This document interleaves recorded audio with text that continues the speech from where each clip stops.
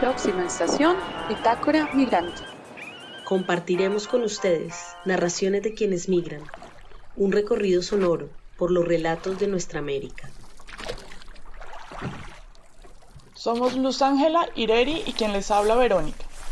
Migrantes conociendo historias de migrantes. En esta temporada nos adentraremos en historias, explorando distintos aterrizajes como punto de partida.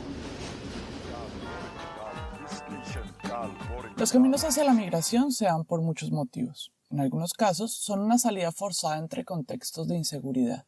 En otros una decisión voluntaria, ligada al estudio, al trabajo o a la búsqueda de nuevas oportunidades. Y también existe migración impulsada por el amor. Ese sentimiento que nos lleva a territorios desconocidos con la esperanza de no transitar en soledad los caminos por la adaptación y la reinvención. Este es el caso de la historia de hoy. La Wanda, quien decide migrar por amor hacia un país que ya amaba. Bueno, mi nombre viene de una vecina al lado de mi casa que sus papás le pusieron el nombre de La Wanda. Entonces mi papá le pareció muy bonito este nombre y lo puso. Más tarde, cuando yo ya era adulta, descubrí que La Wanda es un nombre común de donde yo soy, común entre comillas, ¿no? Es un nombre indígena de donde yo soy y significa aquella que encanta. Es de los Tapajós, es indígena, pero mis papás no tenían ni idea. Obviamente la ortografía es un poco distinta. Pero durante años no fue un nombre fácil de llevar. En el colegio, en la universidad, en todos los lugares, ella era la única Lawanda. Este sentimiento de ser diferente, de no encajar del todo, fue algo que la acompañó desde muy temprano. Lawanda es oriunda de Goianésia, en el departamento de Goiás, Brasil. Casi el centro del país es un lugar llano, en medio de ríos y pequeños árboles propios del ecosistema cerrado. Estudió ciencias sociales, que en Brasil nos explicó es antropología, sociología y ciencia política, pero ella se enfocó en la sociología, de la cual también hizo su maestría con énfasis en estudio de género. Una de sus pasiones, aparte de escribir, es viajar. Estaba muy interesada por recorrer los países vecinos de Brasil. Ya había ido a Argentina, Uruguay y Paraguay, y su español era bastante bueno cuando viajó por primera vez a Colombia, país del cual quedó enamorada. Fue en su segunda visita cuando las cosas tomaron un rumbo diferente. Yo había venido a Colombia 2 veces como turista y me había encantado. Había ido a todas las ciudades turísticas, Cartagena, Santa Marta, Villa de Leyva, de las más conocidas hasta las menos conocidas. Y había disfrutado mucho porque había quedado como en total la primera vez como unos 2 meses y medio y la tercera vez 3 meses en Colombia de turismo. Y porque estaba en paro mi universidad, entonces yo tenía esa flexibilidad de quedarme acá. Y fue la segunda vez que estuve, me invitaron en la Escuela de Estudios de Género a hacer una pasantía y todo, porque en este momento mi maestría era sobre mujeres en espacios de decisión en universidades. Entonces me dijeron, bueno, ven a la Nacional, aquí puedes mirar y ver y contribuir, y fue algo muy lindo. En ella ya estaba el deseo de mudarse, de salir de Brasil. Además, este país estaba en un momento muy tenso políticamente. La derecha había ascendido al poder y había persecuciones a movimientos sociales y estudiantiles. Ella, que siempre había sido parte de estos movimientos, se sentía en una situación muy incómoda. Yo me sentía muy abrumada y dije, voy para otro lugar donde yo esté ajena a la situación política. No lo pasó porque nunca estuve ajena, pero pensaba en este momento esperanzosamente estar ajena aquí en Colombia y se sumó porque ahora no estoy ajena ni lo que pasa en Brasil ni lo que pasa en Colombia. O sea, y quería huir y no. Pero cuando llegué acá, me encantó la universidad. Hubo un momento que yo me encanté por las políticas públicas en Colombia. Por ejemplo, la decisión de interrumpir el embarazo. En Brasil no la tenemos, en Colombia sí que tiene. Yo llegué en un momento en que una mujer quería interrumpir un embarazo de 6 meses o 7 meses y lo pudo hacer. En Brasil eso es impensable, impensable. Entonces, cuando descubro cómo funciona el Profamilia, por ejemplo, fue para mí como, wow, qué increíble es el Profamilia, porque puedes interrumpir, voluntariamente tu embarazo y también puedes embarazarte allá. Yo me embaracé en el Profamilia. O sea, yo fui de las que fui a Profamilia a decir necesito el tratamiento y fui muy bien atendida, ¿sabe? Dignamente atendida y todo. Y al mismo tiempo, o sea, reconocía que este lugar era un lugar de preservación de los derechos de las mujeres. Y eso me parecía bellísimo y aún sigue pareciendo bellísimo y todo. Entonces, en la maestría, en esa perspectiva de estudios de género, fue cuando yo dije, wow, qué increíble es Colombia desde el punto de vista de política escrita. No siempre en la práctica se puede hacerlo, puede lograr, pero al menos está escrito. Y ya es un para mí era un para mí era como, wow, como así, o sea, qué chévere. Entonces eso era algo para mí encantador. Y como en cualquier proceso migratorio, los choques culturales no tardaron en aparecer. Aunque Colombia y Brasil pueden ser parecidos a simple vista, ella tuvo que ir desmontando esa ilusión capa por capa. En ese recorrido encontró diferencias que la sorprendieron, otras que la incomodaron y muchas que terminó aprendiendo a valorar. Al inicio yo pensé que éramos muy parecidos, pero ya después vi muchas diferencias culturales, como pequeños abismos en las maneras del qué hacer. Entonces, comemos papa, pero la comemos diferente. Comemos arroz, pero lo hacemos diferente. Comemos sopa, pero en momentos diferentes. O sea, la sopa en Brasil se come más en la noche, en Colombia es en el desayuno o en almuerzo. Entonces, había esas pequeñas cosas que para mí eran como descubrir algo nuevo que ya lo tenía. Sí, o sea, a la hora de comer, ya comía sopa, ahora en diferentes horarios. En ese momento mi conocimiento musical no era tan amplio de músicas colombianas. Siento que nosotros en Brasil somos muy poco abiertos a toda nuestra latinidad. Entonces, todo que era en español para nosotros era música en español y ya. Entonces no tenía nombrado como rock argentino, rock colombiano, salsa colombiana, salsa cubana, que sí son súper diferentes hoy ya los de indios por los instrumentos, por la voz, por la manera de cantar, por los temas que cantan, pero en este momento yo conocía Cuba musicalmente como la trova, una nueva trova, Buena Vista Social Club, conocí un poquito de rock argentino y lo demás era en español. Era así, no tenía mucho criterio en esto. Y cuando llegué a Colombia, la canción más exitosa, yo recuerdo mucho que era La Bicicleta de Carlos. O sea, era más o menos ahí 2016, 2017, no me recuerdo bien, pero era todos los lugares que yo iba era La Bicicleta y a mí me encantó esa canción. Y fue ahí que conocí a Carlos Vives. Yo no sabía nada de Carlos Vives, que ya después, más adelante, fui identificando mejor sus canciones y todo, pero a mí siempre o sea, siempre que escucho Carlos Vives, recuerdo ese primer momento de empezar en Colombia y que esta canción era la canción que sonaba en todo, sonaba en los supermercados, sonaba en los carros, sonaba en todos los lugares y me parecía súper divertido. Incluso porque ahí yo fui al Tayrona y hay una parte de la canción que habla de Tayrona y yo era como, ay, mira, Tayrona, me sentí súper, no sé. Su gusto por la música colombiana era la entrada para una riqueza cultural que este país le estaba mostrando. Quería ser parte de estas dinámicas y esto la motivaba para aprender más y sentirse integrada. Creo que en Colombia yo me abrí mucho más al espectro musical de lo que yo pensaba que algún día lo haría, como por el placer de descubrir algo nuevo, poder escuchar de todo.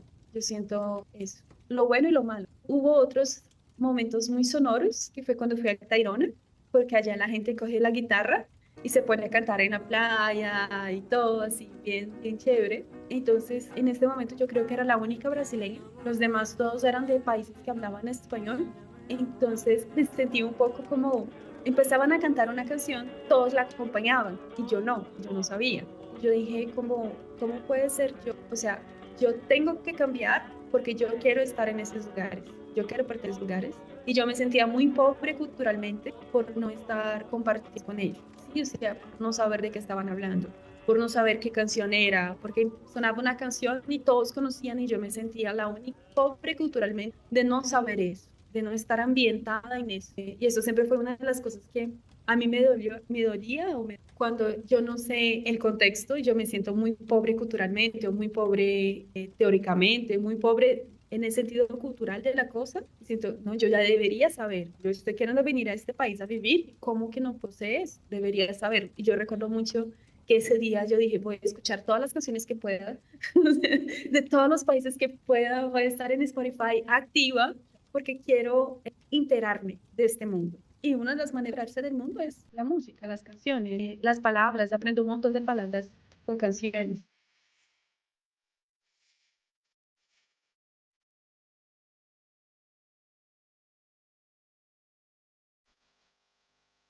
Tenemos que entender una cosa aquí.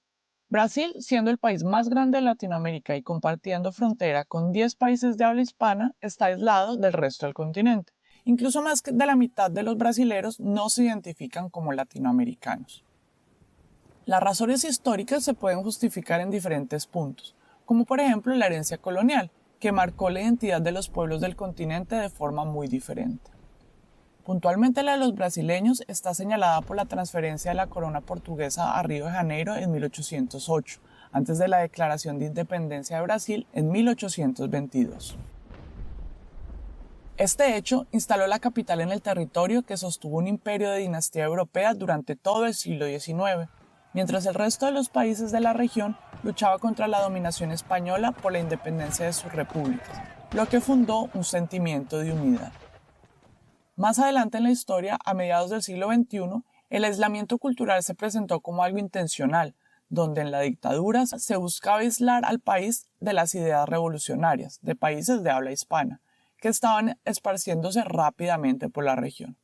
Y además los gobiernos brasileños buscaban afianzar una identidad con Norteamérica y el inglés. Uno mira la dictadura de Getúlio Vargas, se prohibía hablar otro idioma que no fuera el portugués brasileño. Incluso el portugués de Portugal era prohibido en ese momento, porque para ser orgulloso de Brasil tienes que ser brasileño. Para ser orgulloso de Brasil tienes que poner el verde amarillo y creer que esto es lo mejor. Entonces hay ese fruto que viene de las dictaduras, pero también hay un inconsciente colectivo que te dice, es que somos mejores, somos más desarrollados. ¿Pero por qué no? Porque somos brasileños latinos. Cuando ni siquiera saben mirar el mapa de Latinoamérica, ya no saben la diferencia de Colombia y Bolivia, de Paraguay y Uruguay, no saben. Existe otra razón, quizás la más evidente, que se interpone en el intercambio cultural, la barrera del idioma. Es cierto que el interés por aprender la lengua vecina ha crecido. Sin embargo, las cifras cuentan otra historia. Según estimaciones de expertas como Juliana Passetti para plataformas como Babel, menos del 1% de los brasileños hablan español con fluidez. Eso supone hoy en día apenas unos 2 millones de hablantes en un país de dimensiones continentales. Sin embargo, ahí es donde entra a jugar el portuñol. Puede que no sea correcto académicamente, pero es esencial. Es el idioma que coexiste en la frontera, una herramienta que erosiona las reglas para priorizar lo importante, las conexiones humanas. Al final, el portuñol es la demostración de que dos culturas hermanas siempre encontrarán la forma de hablarse.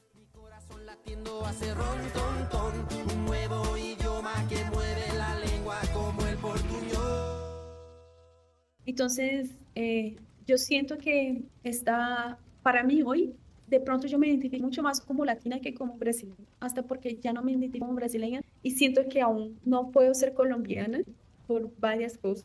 Entonces no soy o sea, ni de uno ni de otro, entonces soy latina. Ahí sí, puedo estar entre los dos. Pero de una manera muy personal, yo siento que es un cambio que se tiene que hacer en Brasil. Un cambio desde las clases, en el colegio de geografía, las clases de historia y todo, pero también un cambio de lo que somos, de cómo debemos de estar, ¿sabes? Yo siento que el fenómeno Bolsonaro pasa porque no sabemos que somos latinos, porque el día que supiéramos que somos latinos ya no pasarían personas como Bolsonaro.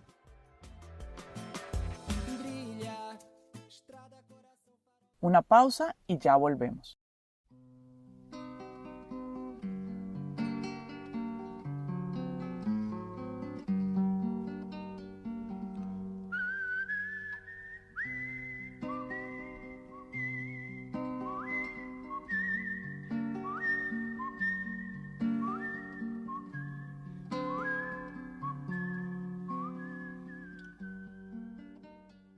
Cuando terminó su intercambio, regresó a Brasil.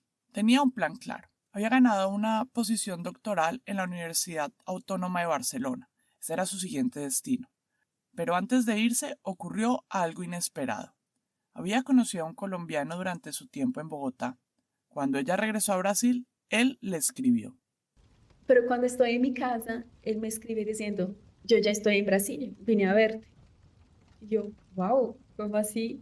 Y bueno, ahí en ese proceso yo estuve, ¿será que sí? ¿Será que no? ¿Será que sí? ¿Que no?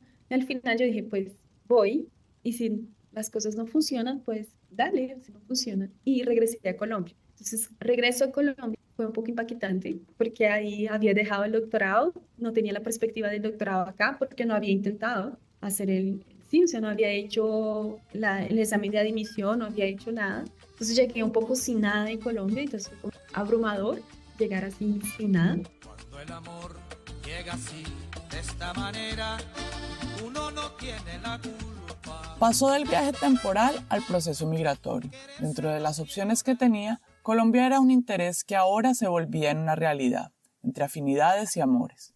Fue así como empezó una nueva etapa en Colombia. Tiempo después comenzaría su doctorado en la Universidad Nacional.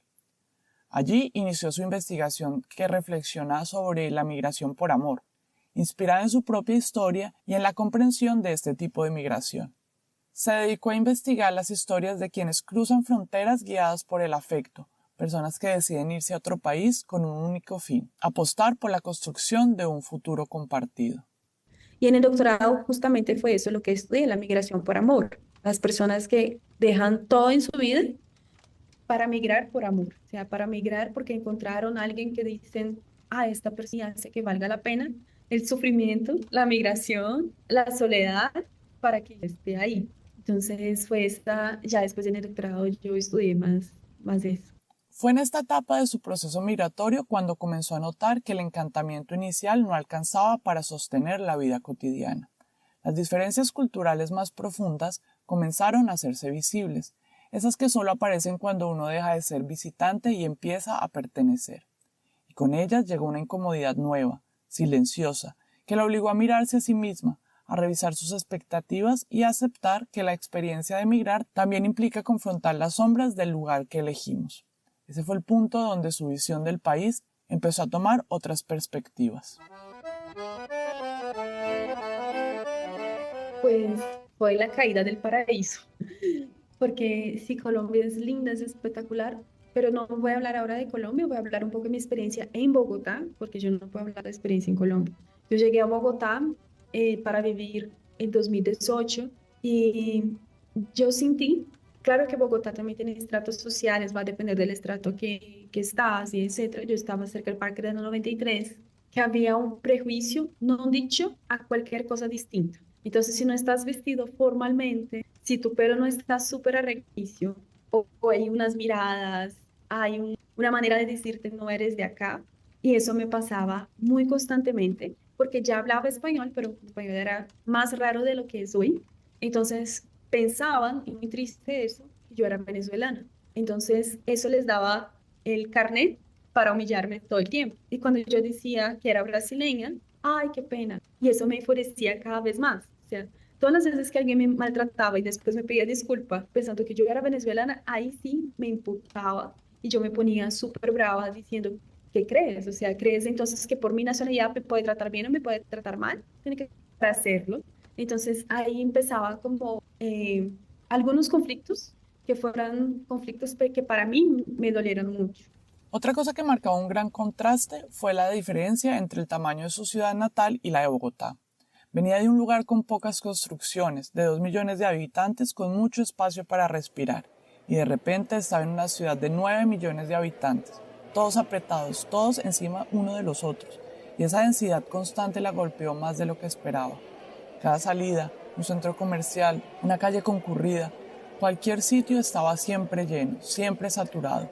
Esa sensación de no encontrar un rincón vacío la dejaba agobiada, casi sin aire, como si la ciudad misma no le diera espacio para existir del todo. Hasta hoy, de hecho, por eso de ahora vivo en pueblo, que me dejaba un poco ahogada.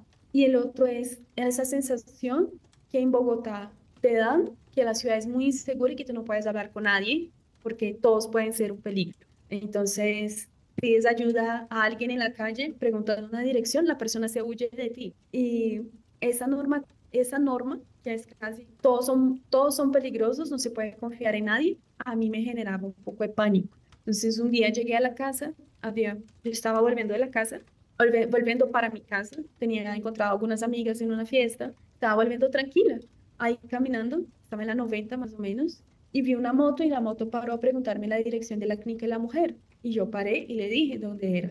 Sí, yo estaba sola, era la 1 de la mañana y mi pareja me vio y sola y vino corriendo como... ¡Ah! Y cuando llegó la moto ya se había ido y me dijo, ¿cómo puedes pararte a dar informaciones? Eso es súper peligroso. Y todo, no, es que eso es muy peligroso, te podían haber secuestrado, te podían haber matado, te podían haber... Cuando paró de hablar, yo dije, me voy, porque si yo no puedo parar a decir una dirección a una persona que está buscando un hospital, yo no puedo más nada. Y llegué a mi casa re furiosa, hice la maleta y dije, me voy, vamos a vender todo y nos vamos. Nos vamos a Portugal, donde todo es tranquilo, donde no pasa nada, porque allá no pasa nada. O sea, es un pueblo, la gente es mayor, Portugal es un pueblo, pero gran parte de las ciudades son pueblos, la gente es mayor y allá no hay peligro. Entonces vamos, o sea, porque si yo no puedo hacer o si yo no puedo tener un espíritu de comunidad, no es el... Y ya habían pasado años que yo estaba en Bogotá, había intentado tener amigas en Bogotá, no había logrado, siempre evitaba a las personas y las personas estaban muy ocupadas o siempre salen en familia. Nunca encuentras a personas saliendo solita, viajan en familia. Entonces entras a un vuelo, está toda la familia viajando y nunca están solitas, así, solo amigas. Vamos a viajar, somos amigas, vamos a viajar solo. No, no pasa. Entonces yo no tenía familia acá, no lograba tener amigas y sumaba a eso el hecho de que no podía parar a ayudar a una persona de una dirección, creo que fue como la gota que la gota que tumbó la copa, como la gota La gota que derramó. la gota La que derramó, gota que derramó la copa. pues Cuando yo había decidido que no podía seguir viviendo en Bogotá, una oferta laboral apareció como una pausa inesperada en medio de la decisión de irse. Hasta el momento, la migración había estado profundamente ligada a la relación afectiva. Colombia era el país al que había llegado por amor, pero también era el lugar donde había empezado a sentir con fuerza el peso de la soledad, el choque cultural y la sensación de no pertenecer del todo. Aceptar ese trabajo significaba quedarse un poco más. Solo unos meses, pensaba ella, lo suficiente para organizar la salida y cerrar ese capítulo. Pero ese pequeño cambio abrió otras posibilidades. Por primera vez, la decisión de quedarse no estaba medida únicamente por el vínculo amoroso, sino por algo distinto, la construcción de su propio espacio. Migrar implica muchas veces empezar desde cero, no solo aprender a moverse en otra ciudad o en otra lengua, sino también reconstruir la propia autonomía lejos de los lugares donde antes todo parecía más fácil. Las redes familiares, los amigos de toda la vida, las referencias culturales que daban seguridad. pero ahí ya estaba yo con maletas arregladas, vendí libros, ya estaba con la cabeza de que me iba y me llamaron en mi nuevo trabajo, donde estoy, y es en un pueblo, es La Calera. Y yo dije, bueno, listo, voy por 6 meses, voy a ver qué tal es, pero no voy a vivir en Bogotá, voy a vivir en La Calera. Y hoy soy enamorada de La Calera, voy hace 3 años, y me encanta ese reconocimiento que uno tiene. Uno sabe el nombre de todos, todos saben el nombre de uno, tú sabes el carro de quién es. Sí, o sea, hay un sentimiento de comunidad muy fuerte, de ayuda a la comunidad, de perspectiva de comunidad que es muy bonito. Y eso es lo que me ha encantado. Y me dijeron, allá viviendo acá, que hay lugares en Colombia donde eso es mucho más evidente. Yo dije, bueno, si yo un día no tengo más trabajo, yo voy a estos lugares que me están diciendo donde sí el espíritu de comunidad es de verdad el eje central de la vida. El proceso de volver a encontrar la independencia deja de ser solo una idea y se convierte en una práctica cotidiana. Resolver problemas sin el apoyo inmediato de la familia, tomar decisiones en contextos desconocidos y construir nuevas redes de apoyo en los espacios laborales que se logra habitar y en las comunidades que se empiezan a formar, y sobre todo de la autonomía que desarrollan para sostener su propia vida en territorios nuevos. Migrar entonces deja de ser solamente un gesto romántico o una apuesta emocional, se convierte en un proceso profundo de reconstrucción personal, porque en medio de la distancia, de la soledad y del choque cultural, muchas personas migrantes descubren algo inesperado, que el verdadero viaje no es solamente entre países, sino hacia una nueva forma de independencia y de identidad. Yo creo que me siguen sorprendiendo los paisajes, porque yo soy del llano. Yo soy del llano, llano, llano completo. Había visto la cordillera desde Argentina, la vi lejos, pero llegar a una cordillera, atravesarla, vivir en una, porque yo vivo en la cordillera y abro mi puerta de mi casa y veo toda esa inmensidad, inmensitud. Para mí es como, ¿qué? O sea, qué belleza. Y es un poco raro porque el año pasado, no, hace 2 años yo venía en bus con los otros profes, hoy vengo en carro. Y ellos eran como hablando y todo, y yo era como expectante, sí, ¿sabes? Como mirando y todo. Y pasaban 6 meses y yo seguía mirando y diciendo, qué bonito. Y ellos me decían, sí, sí, sí, y seguían hablando. Y para mí era como, no, pero es que yo no puedo hablar con esa belleza, o sea, porque además, yendo a la calera, yéndose a mi trabajo, pasa uno en el embalse de San Rafael en la mañana, que eso es bellísimo. Para mí era como bello, bello, bello. Y hasta hoy, si yo voy a Boyacá, si yo voy a Baricharra, si yo recojo la cordillera, yo me sorprendo. Y es para mí muy loco pensar que estoy en Bogotá y hace mucho frío y a 89 kilómetros hay negar que hace un calor del invierno. Así, pero es muy loco para mí pensar que tan cerca puedo estar tan lejos. O no sé, yo amo mucho ir a Tolima, me encanta todo de Tolima, Chaparral, Honda, Mariquita. Y para mí es como está tan cerca y es todo tan diferente, la comida, cómo las personas se visten, cómo las personas hablan, pero el paisaje es lo que a mí sigue sorprendiéndome cuando salgo en carro y voy subiendo la montaña en curvas. Yo no conocía curvas, de donde yo soy no hay esa idea de conduces a 120 kilómetros por hora. En Colombia eso es casi imposible, por acá al menos, o sea, es 30, máximo 50 si eres muy aventurero. Entonces para mí es algo tan nuevo. Y como yo soy de los llanos, es muy seco. El otro es que aquí todo es muy verde para mí. O sea, a veces las personas dicen, no, es Bogotá está seca. Y yo miro y Bogotá, las flores están abiertas, todo está verde y para mí era todo como quemado. Casi no hay árboles grandes, altas, siempre son árboles bajitas, contorcidas por la sequedad. Entonces para mí ha sido me sorprende hasta hoy, sea en invierno, sea verano, sea cualquier época del año, es esa belleza. Una pausa y ya volvemos.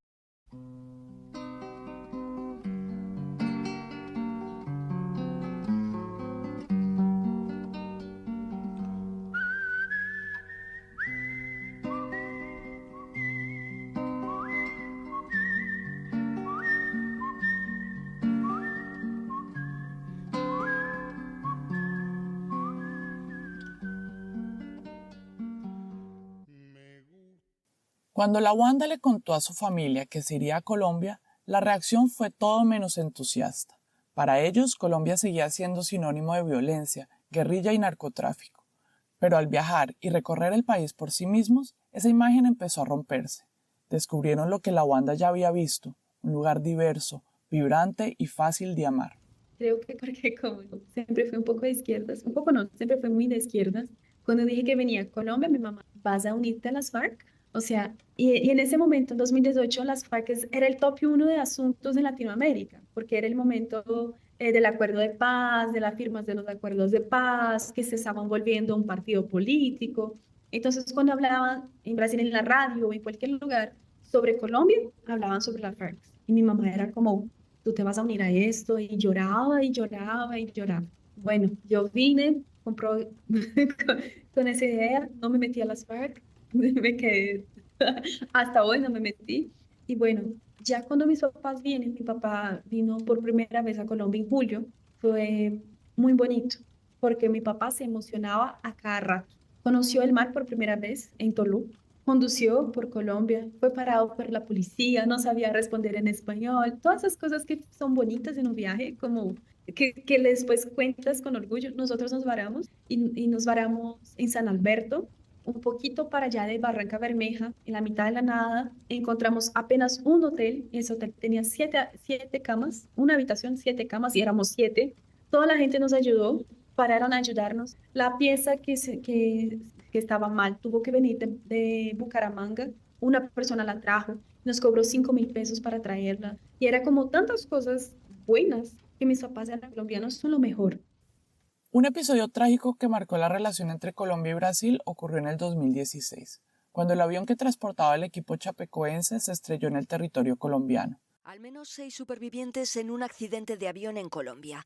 El siniestro se ha producido en un lugar llamado Cerro Gordo, en el departamento de Antioquia y cerca de Río Negro, donde está situado el aeropuerto José María Córdoba de Medellín. En el aparato que había despegado de Brasil y había hecho una escala técnica en Bolivia, viajaba el equipo de fútbol brasileño Chapecoense, que se dirigía a Medellín para la final de la Copa Sudamérica ante el Atlético Nacional. La respuesta fue inmediata. La solidaridad de la gente, los homenajes espontáneos y el apoyo a las familias mostraron una cara de Colombia que conmovió profundamente a Brasil y al mundo. Como fueron tan receptivos y todo, en Brasil también se empezó a crear una idea de que los colombianos son pueblos hermanos, son acogedores y etc. Entonces empieza en 2018, después de ese hecho que impacta a Brasil, con la postura de Colombia o de los colombianos, se cambia un poco esa visión que Colombia es violencia. Yo pienso que se cambia. Hay una mala publicidad también dentro de Colombia, de todas las películas y series más comerciales, que siempre sobre la guerra, siempre sobre el narcotráfico. Entonces, cuando yo decía a mi mamá, no, pero tenías que mirar más, y mi mamá se paraba en Netflix a mirar, y era la serie Narcos. Entonces, hay una mala publicidad también de los colombianos hacia el mundo, ¿sabes? Como hacer más cosas comerciales, pero con menos visión violenta. Porque Colombia no es solo violencia. Hay una parte de Colombia que es violencia, pero no todo Colombia. Entonces, cuando yo dije a mi mamá, por ejemplo, que la telenovela Betty la Fea era de Colombia, mi mamá dijo, no es posible, porque allá no pasa nada de narcotraficantes. O sea, porque ya estaba tan sesgada a ver narcotraficantes en las cosas de Colombia. Entonces, yo le dije que Betty la Fea, aroma con café, mujer con aroma de café, también era colombiana. Para mi mamá fue como, no es posible, porque en Colombia todo es sobre violencia. Entonces, creamos un hábito de creer que todo es sobre violencia cuando no lo es, cuando no es tan así. Entonces, para mi familia fue al inicio abrumador, pero ya después hoy aman cuando hay selección, cuando hay partidos, Colombia-Brasil. Mi papá se viste la camiseta de Colombia y dice con mucho orgullo, mis nietos son colombianos, yo soy colombiano también, porque si mis nietos lo son, yo tengo que serlo. Entonces, hoy que conocen, sienten que aquí yo vivo en el paraíso, que la vida es difícil, dicen, no, la vida en Colombia es difícil, o sea, uno pasa por mucha incomodidad para seguir viviendo, pero aún sí es bellísimo. Y la gente en Colombia es muy trabajadora, la gente es muy berraca, entonces tienen eso así, ya ha mejorado, ya ha mejorado mucho.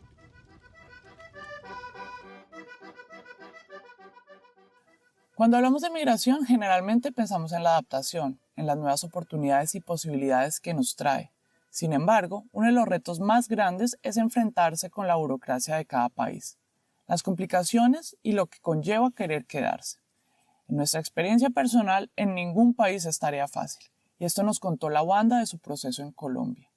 Hasta 2014 en Colombia, para que migraras, no migrabas pidiendo en la Migración Colombia, y sí en la Secretaría de Seguridad, porque hasta 2014, para que vinieras al país a vivir, tenías que tener un buen argumento para que te van a vivir en Colombia. Por los secuestros, por todo eso que pasaba, era como tienes que tener tu propia seguridad o tienes que garantizar tu propia seguridad para que no nos metamos, como Colombia, en problemas internacionales. Por cuestiones de secuestrar a alguien importante de otro país sería un gran problema. Entonces, hasta ese momento, hasta 2014, la migración en Colombia creo que existía antes, pero no tan consolidada como en lugar de las visas. Siendo uno de América del Sur y dentro del bloque Mercosur, tenemos una visa que se llama M-Migrante.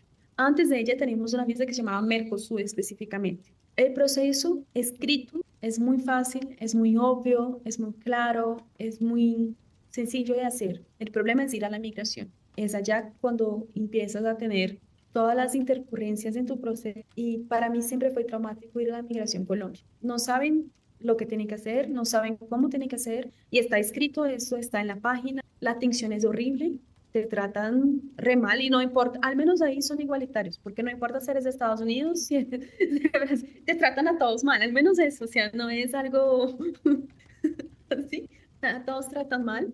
Tanto que la última vez que yo fui a pedir visa de residente, yo preferí pagar a alguien que lo hiciera por mí, y ahí obvio también entra una perspectiva de tratan mal a uno para que uno pague esos servicios tercerizados. Entonces empieza como sí, una cierta desconfianza de ese proceso, una cierta desconfianza de cómo se hace ese proceso y cuál es el objetivo de ese proceso. A mí me pasó para visa de residencia, yo podía aplicar la visa de residencia por todos los motivos, por tiempo en Colombia, por ser mamá de colombianos, por ser casada con un colombiano y por trabajo. Y me devolvían los documentos y decían no es suficiente tu soporte.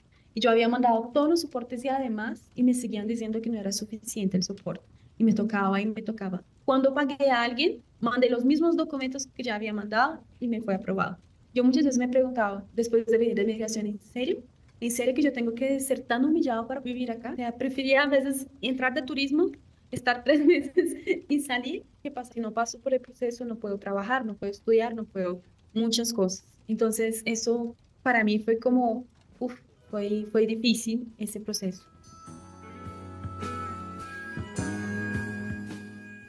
Para entender cómo se tejen hoy los vínculos entre Colombia y Brasil, hay que mirar un detalle que casi siempre pasa desapercibido: quiénes llegan, por qué llegan y qué tipo de vida construyen aquí. En el caso de los brasileños en Colombia, no hablamos de grandes oleadas migratorias ni de cifras desbordadas. Hablamos de una presencia discreta, constante y llena de matices. Una comunidad que se mueve entre contratos temporales, trabajos inesperados, visas particulares y relaciones que cruzan fronteras.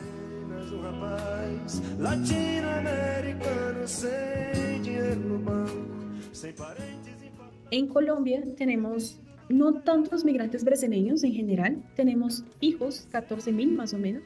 Fijos son los que vienen a trabajar por un largo periodo, por un largo periodo de tiempo. Normalmente vienen a trabajar en multinacionales, entonces vienen de 2 a 3 años o máximo 5 años. También tenemos los que vienen a trabajar en call centers. Ha sido un gran... sí, o sea, hay muchos brasileños trabajando en call centers en Colombia. Este fue mi primer trabajo aquí también y ahí conocí un montón de brasileños. Hay campañas completas que uno tiene que saber hablar portugués muy bien y es de ahí donde vienen los brasileños. La mía fue Airbnb y atendíamos Portugal y Brasil, no atendíamos en Colombia, atendíamos Portugal y Brasil. Tenía compañeros colombianos, pero que hablaban muy bien portugués. Y vienen las visas de matrimonio. Hay unas visas muy específicas para algunos lugares. Por ejemplo, las visas religiosas están más en el Amazonas, en lugares que aún siguen en conflicto. Hay unas visas que son específicas para personas religiosas. Las visas de estudiantes están en las grandes ciudades, Bogotá, Medellín, Cartagena. Algunas ciudades como tú reciben muchos estudiantes brasileños, pero las visas de estudiantes tienen una característica temporal. Son 6 meses o máximo un año. Si uno de estudiantes no hace toda una carrera a Colombia, porque aquí es pago y en Brasil es gratis. Entonces uno viene y estudia poco tiempo para eso. Y las visas de matrimonio subieron mucho, y eso fue una de las cosas que estudié en mi doctorado, subieron mucho después del Mundial en Brasil. Cuando fueron muchos colombianos para allá, conocieron brasileñas, las brasileñas vinieron. Entonces vinieron a Colombia y empezó a subir las visas de matrimonio. Nosotros los brasileños somos el tercero país con más migrantes en Colombia. El primero es Venezuela, el segundo es Estados Unidos y el tercero es Brasil. Sumando todas las visas, sean las temporales, sean las de más largo tiempo, largo periodo. Entonces es muy común. En Bogotá hay muchas redes de conexión. Hay una fundación, que es Fundación Acuarela, y es una fundación de brasileñas. Entonces ya mucha gente se conecta desde ahí. Estas son las comunidades brasileñas que, a través de grupos y organizaciones propias, mantienen vivas sus tradiciones en el país vecino. Allí se reúnen para celebrar, sostener sus costumbres y crear redes de apoyo que les permiten vivir lejos de casa sin perder el sentido de pertenencia. Hay también las fiestas de IBRAC, Instituto Brasil y Colombia, de portugués. Entonces, todas las fechas importantes en Brasil hay en IBRAC una fiesta. Entonces, en febrero hay Carnaval Ibraco, y sí, es un lugar grande, con mucha gente, festa junina, Natal. O sea, hay muchas fechas importantes que Ibraco hace y acaba que empieza a conocerse. Sí, o sea, yo siempre fui a todas las fiestas, al fin y al cabo, la persona que yo no conocía empezó a conocerlo. Para mí, es lo más fácil que me conozcan los brasileños fuera de Brasil que cuando yo vivía en Brasil. Entonces, aquí yo sí tengo más amigas brasileñas que cuando yo vivía en Brasil, justamente porque aquí ya no es el enfoque de mi conversación, no es sobre Lula o Bolsonaro, y sí sobre lo que nos une en la migración, nuestra soledad o acompañamiento como familia. En Brasil yo tenía pocas amigas porque empezaban a decir cosas y eran a favor de Bolsonaro, para mí ya era, no es mi amiga. Ya no podemos ser amigos ahí. Aquí eso se queda un poquito al ladito porque hay cosas más importantes, ¿sabes? Como cómo educamos nuestros hijos en dos idiomas. O sea, hay cosas más fundamentales en la vida que eso. A veces cuando yo, pero bueno, también está aquí sola y todo me toca, sí, o sea, me toca porque si no me quedo en completa soledad. Si no me quedo en completa soledad, entonces uno, esto pasa a no ser tan importante, sigue siendo importante, o tú no lo discutes, tú dejas, bueno, pasas a otro tema, a ver, de ahí puedes conectarte con la persona. Volviendo al tema de la migración, se suele reducir a cifras, crisis económicas o fronteras. Sin embargo, un tipo de movimiento desafía a los teóricos: la migración por amor, una categoría popularizada por el antropólogo Jordi Roca en España desde los años 2000, y que arrastra paternalismos implícitos sobre quién migra, por qué y desde qué perspectiva se narra, ya que suele romantizar trayectorias invisibilizando estructuras de género, clase y raza, que sin duda condiciona los procesos afectivos. Aquellas historias de latinoamericanas cruzando el océano posiciona esa visión del norte como un horizonte de aspiraciones, con las ideas de que se van porque allá están mejor, que lo hacen por interés y ese amor a primera vista. Vale detenerse a cuestionar esas narrativas, especialmente considerando el flujo sur-sur o intralatinoamericano, donde desigualdades compartidas impulsan migraciones afectivas sin dicotomías centro-periferia, revelando otras contradicciones. Bueno, en mi doctorado el tema principal era la migración y yo elegí una categoría que ya está establecida en España por Jordi Roca desde 2002, que es la migración por amor. Jordi estudia las cubanas que van a España por amor, pero al final tiene una visión muy colonialista de la cosa. Dice, ay, es claro, mira cómo está Cuba de mal, entonces se enamoran por un español fácilmente porque están chéveres y ahí vienen a vivir aquí en Cuba. Ya desde entonces hay algunas perspectivas, por ejemplo, ahora no recuerdo el nombre, pero hay una mexicana muy chévere que va a estudiar, mexicanas que van a Portugal, entonces estudia mujeres que eran directoras de multinacionales que dejan México a ir a Portugal, allá a trabajar en McDonald's, en call centers, porque no encontraban otra oportunidad de trabajo y tienen una pareja portuguesa. Y yo entonces empiezo a observar varios estudios, por ejemplo, de brasileñas que van a Argentina, que es muy común, o de argentinas que van a Brasil. Mi enfoque era de género, entonces estudié en gran parte mujeres, pero también puede pasar entre hombres que van a otros países. Pero tenemos también una visión muy imperialista a veces de que el que se tiene que ir es del que tiene el país más, bueno, desde los países del norte del hemisferio, ellos creen que somos nosotros los que tenemos que ir porque nuestros países son muy malos. Entonces no tenemos la oportunidad de traerlos a nuestro país. Y si nosotros tenemos que ir porque nosotros queremos el green card, queremos la visa de Unión Europea, esta visión de que somos latinos y somos súper interesados en vivir en sus países. Y yo pensaba, ¿y qué pasa de brasileños que venía a Colombia? Porque yo puedo conseguir la visa sin tener una pareja. La vida en Brasil, la vida en Colombia no es tan diferente para que yo diga eso. Entonces, ¿qué pasa? Y investigué entonces las mujeres que dejan todo para venir acá. Yo hice estudios de caso, fueron 14 estudios, de estos 7 el matrimonio perdura hasta hoy y de estos 7 el matrimonio no siguió. Entonces, había en mi investigación mujeres que ya estaban separadas, divorciadas y seguían viviendo en Colombia, porque decían, a mí me gusta este país.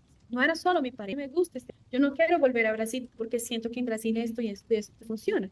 Entonces, la migración por amor también se convierte en momentos, la migración que hacemos por nosotras mismas, porque aquí estamos lejos de nuestra familia, porque aquí nos independizamos, nos automatizamos, tenemos más autonomía en relación a la familia, porque la familia puede ser también una pequeña cárcel para las mujeres, responder a nuestras familias. Entonces, fue una contraposición un poco a la teoría de Jordi Roca, que decía que la migración por amor venía más por el interés a la visa. Fue como, no señor, no todo gira en torno de la visa, es una visión muy colonialista, de que tenemos que ir, que allá es mejor, y etcétera. No, a veces este amor romántico perdura y esta visión del amor romántico sigue y migramos por esta visión que tenemos. Y aunque estemos defraudadas, migrar también nos muestra el lugar que estamos. Cuando migras, eres el protagonista. No tienes ni papi ni mami para ayudarte a llevar al hospital si te enfermas. Eres el protagonista de tu vida.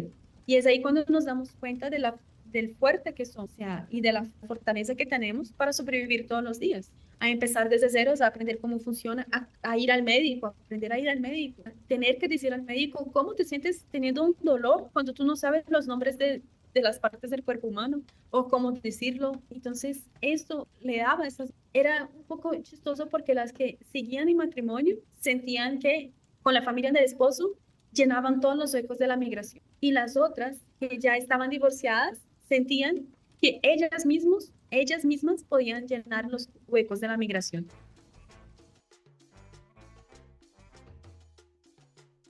El recorrido de la Wanda no terminó en el momento en que llegó a Colombia. Ahí empezó otra historia.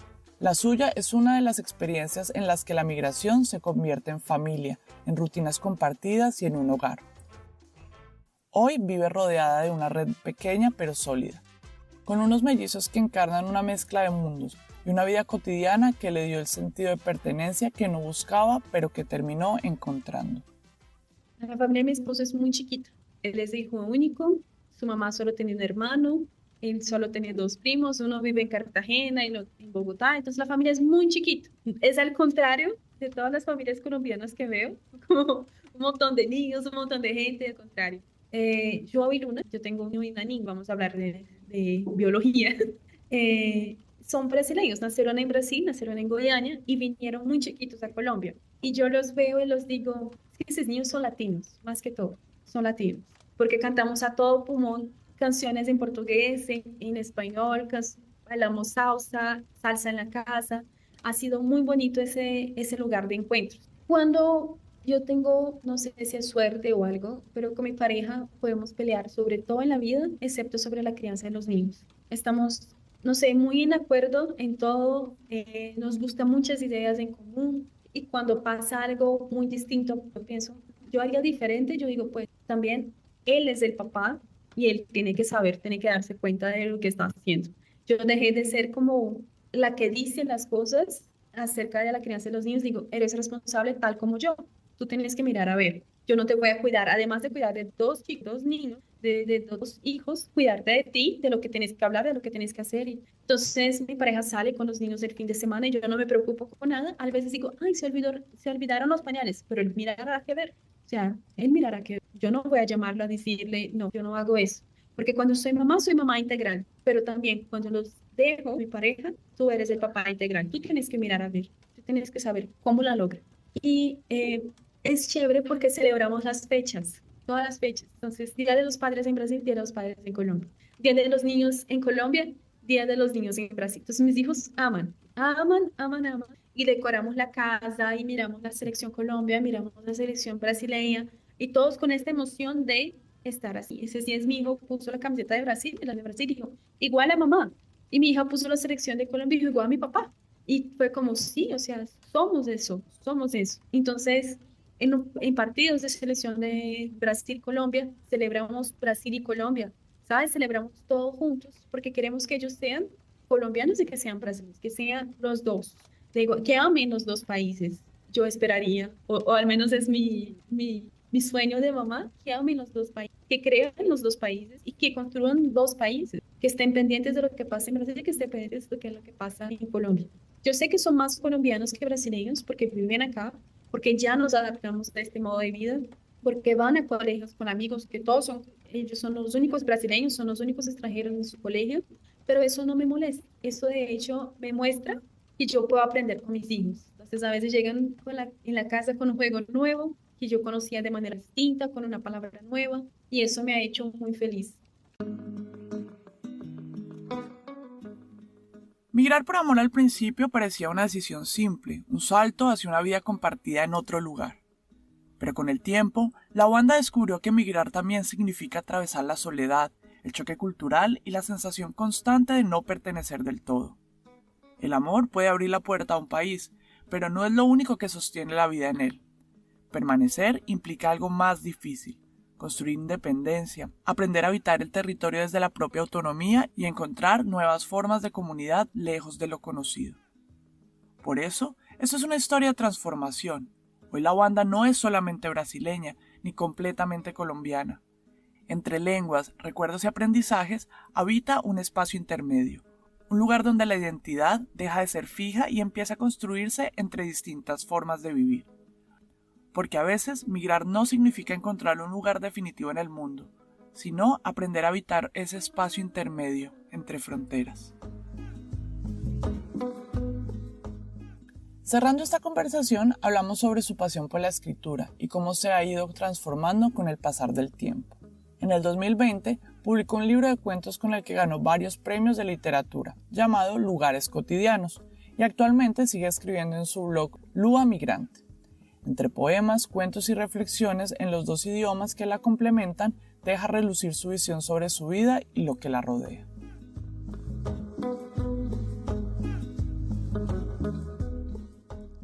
Entre lugares. Tenho inveja dos escritores brasileiros que não esquecem o português na hora de escrever, que arregaçam as mangas e colocam no papel palavras sem tradução, saudade, biruta, café, como que implantam a bandeira em um território afetivo. Eles escrevem com a alma do idioma, com aquele sotaque cantadinho. Eu, por outro lado, perdi o jeitinho, o gingado do samba no pé. Escrevo em português com referências em espanhol, e em espanhol com referências do Brasil. Sou uma fronteira ambulante, um corpo bilíngue que tropeça em suas próprias palavras.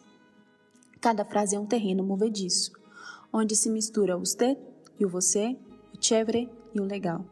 E no meio dessa mistura, às vezes ninguém me entende, nem lá, nem cá. Penso com os meus botões. Devo voltar para o Brasil? Se fico por aqui, não seria melhor esquecer o português de uma vez? Deixar que ele adormeça no fundo da memória? Mas eu não consigo. O português me escapa pela boca quando me distrai. Aparece num murmúrio, num pensamento, num ai que insiste em resistir. Então canto MPB baixinho, quase em segredo, já que perdi o sotaque e, quem sabe, um pouco da coragem de pertencer. No entanto, há algo de doce nesse desenraizamento. Quando a cúmbia balança meu coração, percebo que ser estrangeira é também uma forma de liberdade. Entre o português e o espanhol, entre o samba e a cúmbia, eu invento um novo idioma, que Lugones chama de Entre Lugares.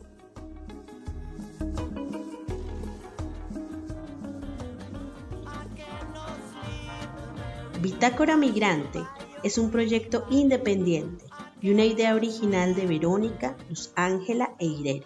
En esta ocasión queremos agradecer a la Wanda Merieli dos Santos por compartir su historia. Pueden seguirla en su Instagram, @palabrasmigrantes, y leerla en su blog luamigrante.blogspot. Encontrarán los links en la descripción de este capítulo. En la locución, Verónica Vélez. El libreto fue escrito por Verónica Vélez y Luz Ángela Rojas, y la edición fue realizada por Verónica. Agradecemos a Manu Chao por nuestra canción de apertura y cierre, Mary Blues. Las músicas que hacen parte del recorrido sonoro de La Wanda fueron Carnavalia de Tribalistas, Festa en Goiás de Wilsinho, Sin Ti de Emiliano Zuleta, Fixação de Kit Avelia, La Bicicleta de Carlos Vives y Shakira, Colombia Connection de Aterciopelados, Brasiliana de Baiana System, Batida de Amor de Francisco Labraza, No soy de aquí ni soy de allá de Jorge Cafruné, Caballo Viejo de Roberto Torres, Apenas un rapaz latinoamericano de Belchior, Cariñito de Lilia Downs, Cumbia del Olvido de Nicola Cruz. Esta es nuestra tercera temporada y con ella vamos a experimentar una nueva forma de compartir los capítulos. La periodicidad irá variando, por eso los invitamos a suscribirse a nuestro canal y activar la campanita para no perderse ningún estreno. Esta temporada tendremos historias muy potentes para contar, pero nuestro ritmo de producción es distinto al que suele exigir el algoritmo. Así que gracias por seguir aquí y a quienes llegan por primera vez, bienvenidos y bienvenidas. Les prometemos que la espera valdrá la pena. Recuerden, si les gusta nuestro proyecto pueden seguirnos en el Instagram @podcastbitácora.migrante. Hasta la próxima.